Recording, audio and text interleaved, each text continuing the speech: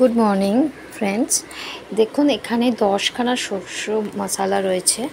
তো এবারে 10টা মশলাকে একসঙ্গে একটা পাত্রর মধ্যে দিয়ে তার সঙ্গে তুলসী পাতার জল ঢেলে দিয়ে আপনি ওভেনে জাস্ট একবার জোরে ফুটে উঠবে, যেই ফুটিয়ে নিয়ে গ্যাসটা অফ করে দেবেন।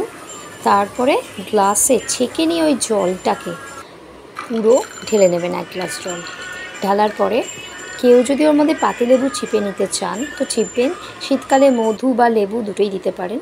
আদারওয়াইজ গরমকালে কিছু না দিয়েও আপনি এটা খেতে পারেন, কিন্তু খালি পেটে এমটি স্টমাকে সকালে ঘুম থেকে উঠেই এটা খেতে হবে আপনাকে।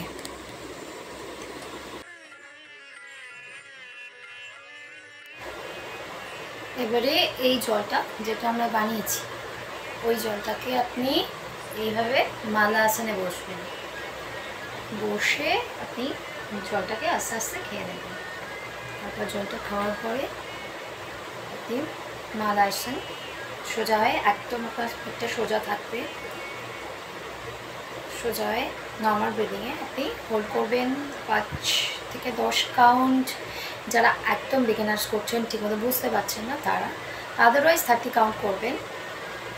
এইভাবে ধীরে ধীরে আপনি রেগুলার 7 দিন পর পর এই জলটা খাবেন, মালাসন করবেন। তো তাতে করে আপনার কী হবে, এই জলটা খাওয়ার পরে আপনার স্টুল আস্তে আস্তে ক্লিয়ার হতে থাকবে, আপনার ইমিউনিটি পাওয়ার বাড়বে, আপনার স্কিন টোন্ড হবে, আর আপনার কাফ কোল্ডের যে প্রবলেম আছে সেগুলো আস্তে আস্তে সাথে থাকবে। এমনকি আপনার ইন্টারনাল অর্গানসগুলো অ্যাবসের যে অর্গানসগুলো আছে সেগুলো আস্তে আস্তে ব্লাড পিউরিফাই হবে, ফুল বডি ব্লাড পিউরিফাই হবে। অর্গানের যে ডিসঅর্ডারগুলো আছে, অ্যাবডোমিনাল অর্গানের যেসব ডিসঅর্ডারগুলো আছে সেগুলো আস্তে আস্তে রিডিউস হয়ে যাবে। তো রোজ 7 দিন পর পর খান, 7 দিন গ্যাপ দিন, আর নিজেই বুঝতে পারবেন যে আপনার benefits. Thank you so much, have a good day. Hare Krishna.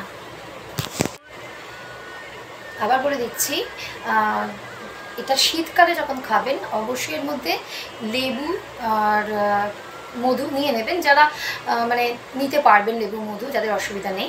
আর গরমকালে যখন খাবেন মধু নেবেন না, লেবু নেবেন, বাট যারা লেবু নিতে পছন্দ করছেন তারা। আদারওয়াইজ এটা শুধুই খেয়ে দেবেন, খুব ভালো লাগবেও খেতে। Thank you.